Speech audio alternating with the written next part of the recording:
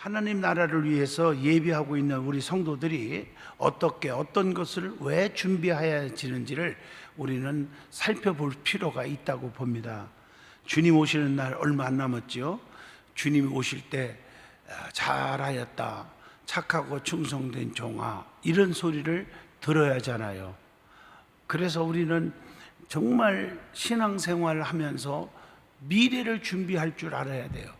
이 땅 위에 사는 동안에도 성경에 보면 놀고 먹지 마라, 또 게으르지 마라, 심지어 게으른 사람은 개미한테 가서 부지런함을 배우라, 이렇게 말한 것을 보면 열심히 노력해야 돼요. 성도들이 그냥 가만히 앉아 있기만 하면, 교회만 왔다 갔다 하면은 그냥 하나님의 은총이 다 오는 줄 알지만 절대로 그렇지 않습니다. 우리가 성경의 원리를 잘 보시면 기본이 항상 하나님은 그냥 주지 않아요. 최선을 다할 때 역사가 일어나는 거예요. 뭐 달란트 비유라든가 등불 비유라든가 천국 비유라든가 모든 걸 보세요. 최선을 다하는 거예요. 하나님 앞에 봉사하는 것, 예물을 드리는 것, 이것도 얼마나 많이 했느냐, 얼마나 많은 것을 남겼느냐가 중요한 게 아니고 얼마나 최선을 다했느냐 하는 것입니다. 과부가 엽전 2개를 바쳤지만 10,000배 이상 바친 사람들도 보았겠죠. 근데 그런 사람들 칭찬도 없고 언급도 없어요.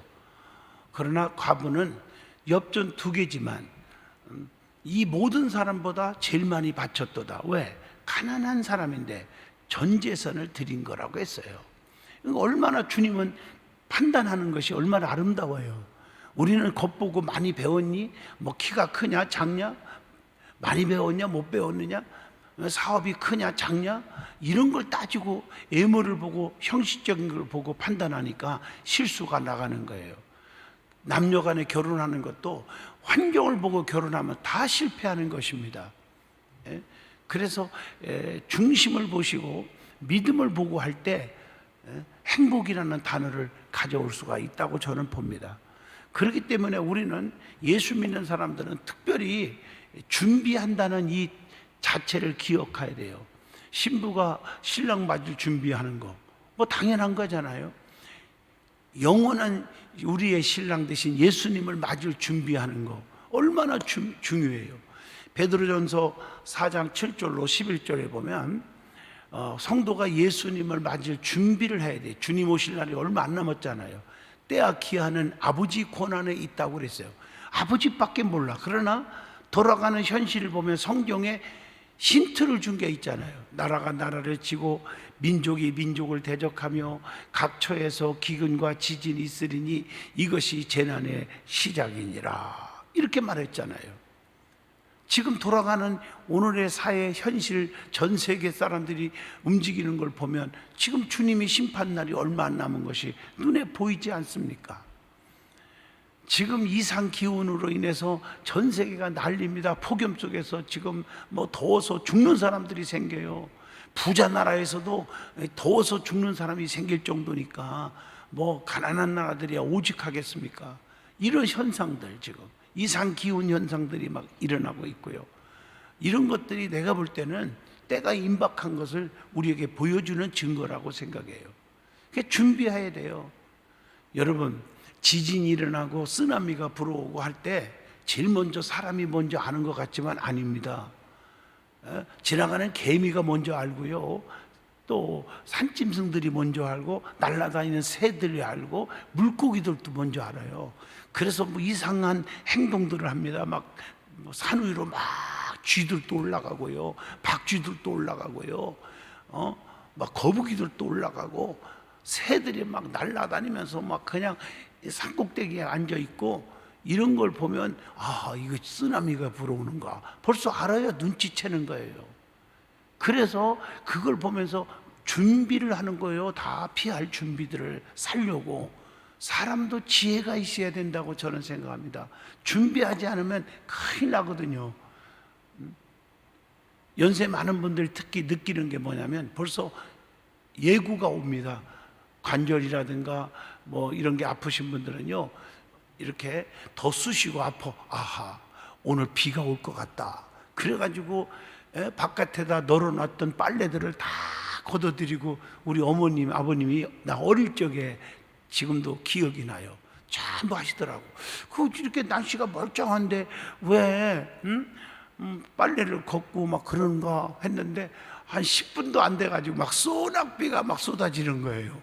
신기하다. 그때 당시에 우리 어머니 아버님이 장로님이고 권사님이니까 뭐 계시를 받았나? 그런데 사실은 이 연세 많으신 분들은 벌써 뭐 삭신이 수신이니 뭐 뼈가 좀 아프니 그러면은 벌써 알아듣더라고요. 아하, 오늘 비가 올 것 같다. 그래서 준비하는 거예요. 다 준비하는 사람이 지혜로운 사람인 줄로 믿습니다. 우리 예수님의 심판날이 얼마 안 남았는데 우리가 주님 맞을 준비해야잖아요. 그게 성경에 나와 있더라니까요. 그게 베드로전서 4장 7절로 11절 보면 만물이 마지막이 가까웠으니 그 말이에요. 때가 지금 임박했다는 거죠. 어떻게 해야 돼요? 자, 정신을 차리고 깨어 근신하여 기도하라. 정신을 차려야 되는데 오늘날 많은 분들이 정신을 못 차려요. 돈과 명예와 권세가 최고인 줄 알고 날고 뛰는데 그러지 마세요. 세상의 친구가 제일 좋고 세상의 스포츠가 제일 좋아서 신앙도 까먹고 예배도 빠지고 안 되는 거예요. 깨어 있어야 돼요. 근신하며 기도해야 돼요. 엎드려야 돼요. 그 말은 뭐예요? 예배당에 나와서 예배드리라는 거예요. 예배로 준비하라는 말이에요. 예배가 요소 중에 가장 귀한 게 말씀, 기도, 찬송, 예물 4가지 요소가 있잖아요. 신령과 진정으로 예배할지니라.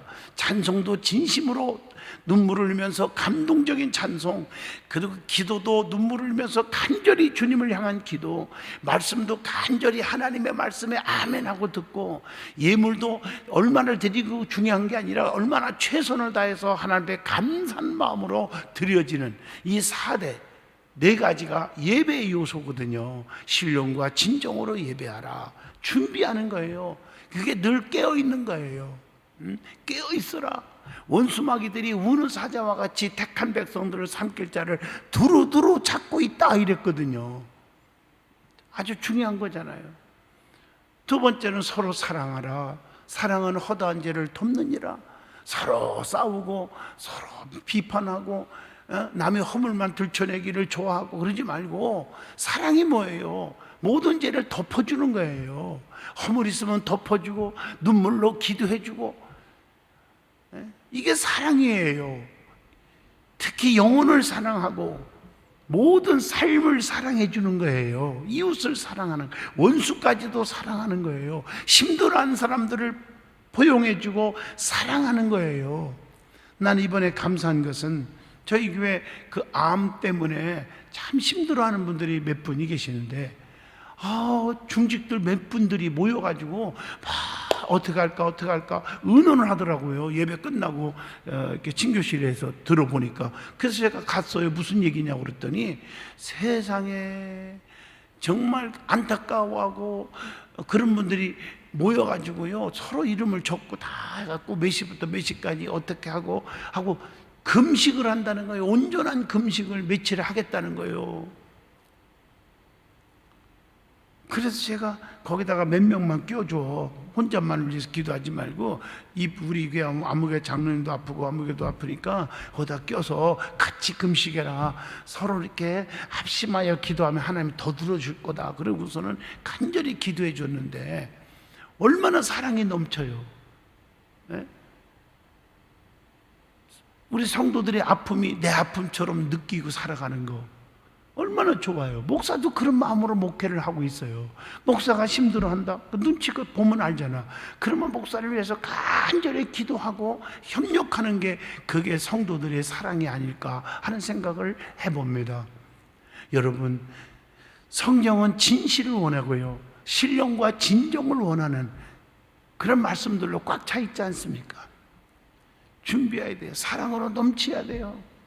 그 다음에 어떻게 했어요? 대접하되 원망 없이 하라. 누구를 섬기고 봉사하고 헌신하고 구제하고 할 때 대가를 바라지 말란 말이죠. 조금도 대가를 바라지 마세요. 하나님이 이미 다 받으시고 상이 있다는 거 아셔야죠.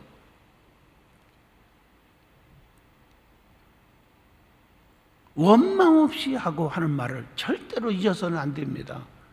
그 다음에 봉사하되 선한 청지기 같이 봉사하라. 봉사할 때 악한 청지기가 아니고 선한 청지기. 남의 집에서 일을 하면 그 주인을 위해서 이익을 다 남겨줘야 돼요. 살짝 내 호주머니에 챙기는 것은 악한 청지기예요. 세상에 악한 자들이 너무 많아. 나랏돈도 떼어먹고 뭣도 떼어먹고. 안 돼요. 그런 분들 보면은 나중에 다 덜미에 잡힐 뿐 아니라 말로가 안 좋아요. 그리고 성도들끼리도 마찬가지예요. 그래서 저는 돈 거래하지 마라 강조하는 이유가 여기에 있는 거예요. 사람이 이 돈이 거짓말을 시키는 거지 사람이 거짓말 시키는 것보다 더 많아. 돈이 거짓말 시키는 게. 그래서 돈 잃고 사람 잃고 믿음 잃고 비극이라는 거죠. 원망 없이 하라. 그 다음에 중요한 것은 선한 청지기 같이 하라, 이런 얘기잖아요. 그리고 무슨 말을 하려면 하나님이 하시는 것처럼 함부로 말하지 말고 주님이라면 뭐라고 말할까 좀 생각 좀 하고 말을 해라. 그래야 상대방에게 상처를 안 주는 거예요. 자기 감정에 의해서 성격상 막 툭 내뱉는 성도들 중직 가운데 몇이 있어요. 제가 말은 안 하지만 가슴이 아파요. 그걸 못 고치더라고요. 충고를 해도 안 돼. 그래서 상대방이 듣는 사람이 상처받고 그러는 거예요. 교회 나와가지고 열심히 일하면 당신은 나보다 5년 늦게 왔는데 뭘 그렇게 열심히 한다고 그렇게 설치냐 뭐 이런 소리는 했었고, 나는 10년 믿었어도 11조 안 하는데 너는 우리 교회 나온 지 3년도 안 되는데 왜 이렇게 11조를 많이 하니? 뭐 이런 소리 했었고. 그런 분들이 종종 이렇게 부흥회 가다 보면 많이 발견돼요. 여러분 정말 그 사탄의 행동이지 성령의 사람은 아닌 줄로 믿습니다. 그래서 우리는 항상 주님이라면 어떻게 말할까? 덕을 세우고 말을 해야죠. 그리고 일을 해도 하나님이 하시는 일, 하나님이 공급하시는 힘으로 하라. 내 힘 갖고 하면 다 망치는 거예요. 나는 할 수 있어, 내가 하면 다 돼, 이러지 말고 내게 능력 주시는 자 안에서 이게 들어가야 되는 거예요. 하나님이 함께 해주는 것, 하나님이 나를 도와주시면 다 할 수 있어, 이렇게 나가야 돼요. 그래 이게 주님 맞을 준비하는 자세래요. 이렇게 살아갈 때 주님 오실 때 아멘 주 예수시여 어서 오시옵소서 만날 줄로 믿습니다. 그런데 특별히 우리가 준비하는 자가 꼭 알아야 할 것 중에 하나가 기회가 있을 때 준비하라는 거예요. 첫째가 기회를 놓치면 안 돼요. 기회를. 성경을 보세요. 기회를 놓쳐서 망신당한 사람, 또 비극으로 온 사람들 많잖아요. 예수님의 제자, 그렇게 인정했던 제자, 사랑했던 제자 가룟 유다가 예수를 배신하잖아요. 주님은 다 알고 계셔요. 알고 계시면서 떡을 떼어주면서 이곳에 나를 팔자가 있다, 자기를 향해서 하는 걸 깨닫지 못해요. 그때 기회를 놓치지 말고 주님하고 손을 꽉 잡고 회개했으면 어땠을까? 기회를 놓쳐서 마지막에 창자가 터져 나와 비참하게 죽는 그런 최후를 맞이한 자가 되었지 않습니까? 기회를 놓치지 마요. 여러분 잘못했으면요, 사람과의 관계도 마찬가지예요. 남 없는 데서 솔직히 성도들 붙잡고 집사님 내가 잘못했어, 모르고 내가 비판했네요.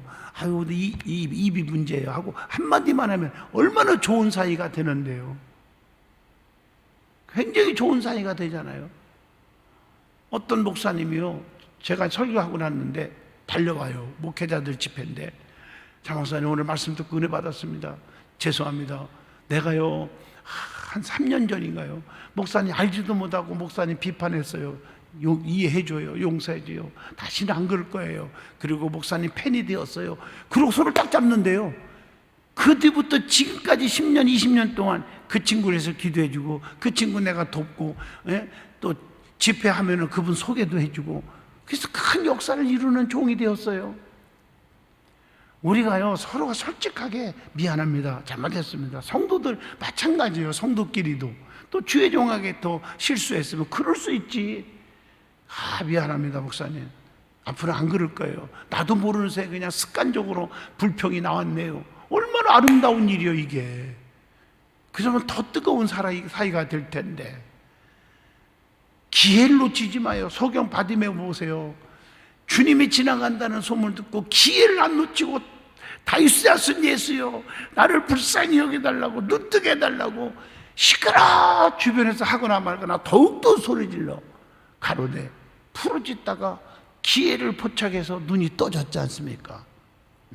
12년 동안 앓는 혈병 환자도 12년 동안 못 고치고 죽게 되었지만, 예수님에 대한 소문 듣고 기회를 놓치지 않고 주님이 지나가실 때 그 수만 명의 대열을 뚫고 아마 박박 기어갔을 거예요. 예수님 옷깃을 살짝 만질 때 주님의 몸에서 능력이 나가서, 딸 안심하라 네 믿음이 너를 구원하였느니라 살은 줄로 믿습니다. 죽을 자가 살았어요. 기회를 놓치지 마세요. 기회를.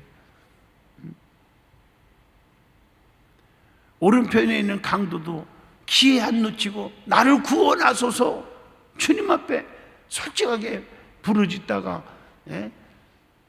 구원받았잖아요. 고린도후서 6장 2절 보면 지금이 은혜 받을 만한 때요, 지금이 구원받을 때라고 말하고 있잖아요. 지금이 예수님 만날 때예요. 지금이 성령 충만 받을 때예요. 기회를 놓치지 마세요. 성령으로 무장하면 아무리 환난의 바람이 불어오고 핍박이 와도 이길 수 있는 길이 열릴 줄로 믿습니다. 극복할 수 있어요. 지금 경기가 엉망이고 물가가 막 치솟고요, 그런다 할지라도 더 잘 되는 사람 무척 많아요. 제가 여러분들에게 시기 질투할까 봐 말 안 하지만 저희 교회 교인들 가운데요, 이 어려움 속에서 막 사업이 5배, 10배 막 확장하는 분들 무척 많아요. 기회를 놓치지 말고 엎드려 기도하세요. 하나님 앞에 매달려 보세요. 하나님께 맡기시고요, 믿음이 좀 회복되세요. 그러면 역사가 일어나는 것입니다. 두 번째로는 모든 준비는요, 남을 위해서 하는 것 같아도 나 자신을 위해서 하는 거예요. 여러분 보세요. 남을 위해서 도국, 중복 기도해 준다. 그 내가 유익한 거예요. 남에게 복을 빌어준다. 내게 복이 오는 거예요. 자기를 위한 준비예요. 어떻게 보면. 신랑을 맞이하기 위해서 등불을 준비하잖아요. 자기가 신랑 만나려고 하는 거예요. 엄밀히 따지면 예복도 준비하는 거고요. 집을 짓는 자도 오늘 본문 말씀에 모래 위에 세운 집은 무너지지만 반석 위에 세운 집은 비가 오고 태풍이 불어와도 안 무너진다고 했잖아요. 왜 힘들게 모래 위에 집을 짓지 않고 지혜롭게 반석 위에 집을 질까? 자기를 위해서예요. 자다가 무너져 봐요. 죽는 거예요. 반석 위에 집을 지어야 돼. 그래서 믿음도요, 자기를 위해서 반석 위에 집을 짓는 것 같아야 돼요. 다시 말하면 말씀을 들어야 돼요. 오늘 읽어준 말씀 있잖아요. 말씀을 듣고 행치 아니하는 자는 그 집을 모래 위에 집을 짓는 어리석은 사람 같으니 그랬단 말이에요. 말씀대로 정말 순종하는 사람은 반석 위에 집을 지은 사람과 같다는 비유입니다. 하나님의 말씀에 그냥 이것저것 따지고 재보고 자기 판단하지 말고 비판하지 말고 아멘해요. 이해가 안 돼도 아멘하고 순종하시란 말이에요. 하나님 말씀은 살아있고 운동력이 있어. 좌우의 날섬 검보다 예리하여 심령골수를 쪼개기까지 하며 마음과 생각을 감찰하시는 게 하나님의 말씀이란 말이에요.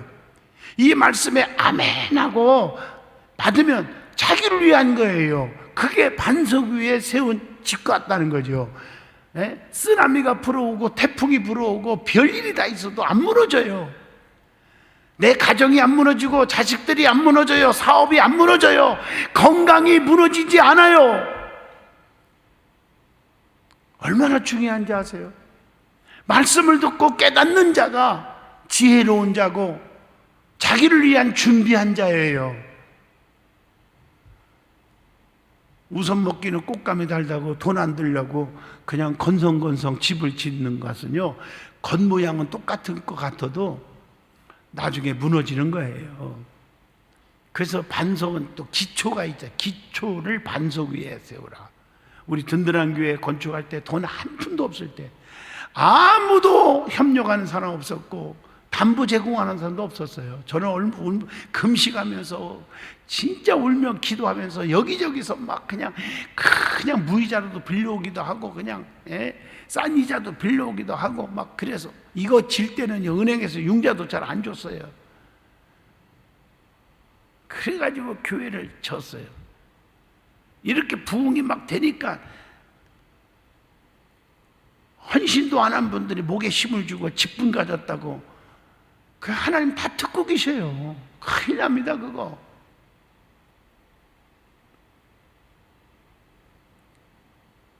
이 건축을 할 때 엄청나게 여기가 논바닥이었어요. 그래서 막 지퍽지퍽한데 그래서 봉이 막 전봇대 같은 봉이 기른 걸 몇 겹으로 막 꽝꽝해서 그거 박는데 아마 반절은 들어갔을 거예요. 돈이요 건축할 때. 그러니까 우리 교회가 흔들리지 않아요. 바람이 세게 불어도 끄떡 없어요. 철근으로 다 짓고.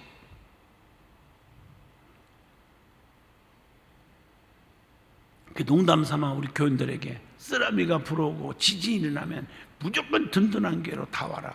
수천 명 다 들어와도 되잖아요. 우리 교회 다 들어와 있으면 끄떡 없을 거다 이렇게 말을 하는데 사실 하나님이 지켜줘야 되겠죠. 중요한 것은 그게 말씀을 듣고 깨닫고 은혜 받은 사람들은 반석 위에 집을 지은 것 같이 비유를 했기 때문에 절대 무너지거나 쓰러지지 않는다는 얘기예요.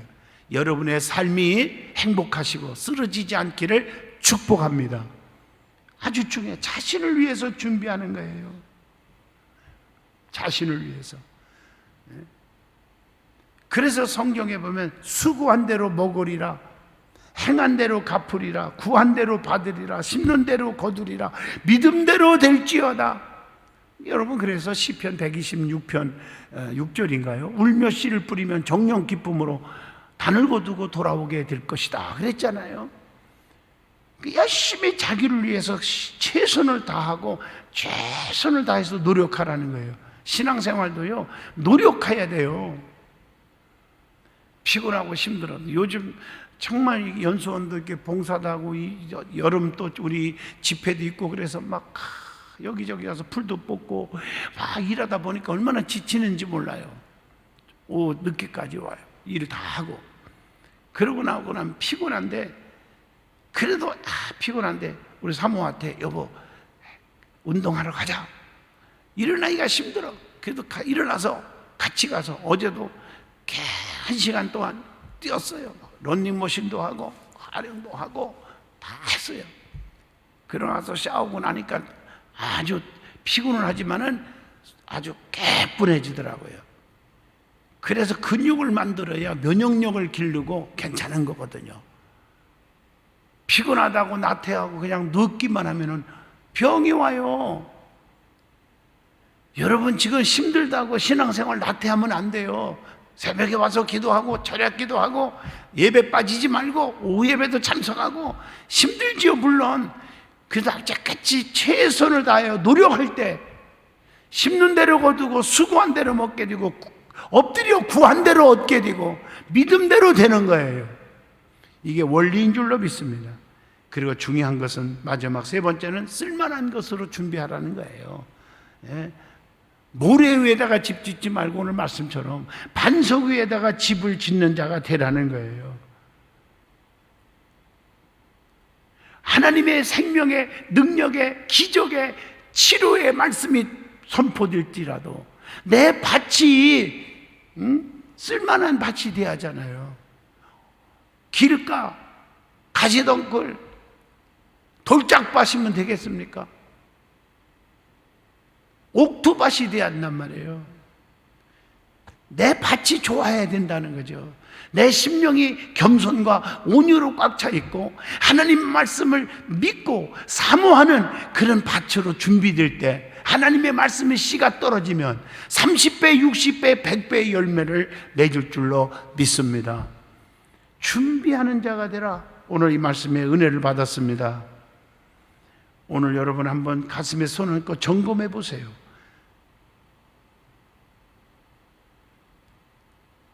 우리가 주님 맞을 준비를 하고 있는지 믿음으로, 교만하지 않는가? 불평하고 있지 않았는가? 원망으로 가득 차 있지 않는가? 게을름으로 가득 차 있지 않았는가? 다시 한번 반성하면서 이제 우리는 주님 맞을 준비하는 믿음의 성도가 되시기를 진심으로 축복합니다. 그래서 오늘 말씀대로, 하나님 말씀대로 순종하여 반석 위에 집을 지은 자 같은 성도가 되시기를 축복합니다. 기도하겠습니다. 거룩하신 하나님, 우리는 준비하는 자가 되길 원합니다. 세상을 바라보면 어지럽습니다. 불가능이 너무 많은 것 같고 힘든 것으로 자포자기할 수밖에 없는 것 같지만, 내게 능력 주시는 자 안에서 내가 모든 것을 다 할 수 있다고 하신 말씀을 붙잡고 힘을 얻습니다. 우리는 성령 충만한 준비하는 자가 되게 하여 주시옵소서. 은사로 강하게 하여 주시옵소서. 그래서 모든 질병에서 깨끗게 하시고 어려움을 다 극복하는 믿음을 주옵소서. 예수님 이름으로 축복하며 기도하옵나이다. 아멘.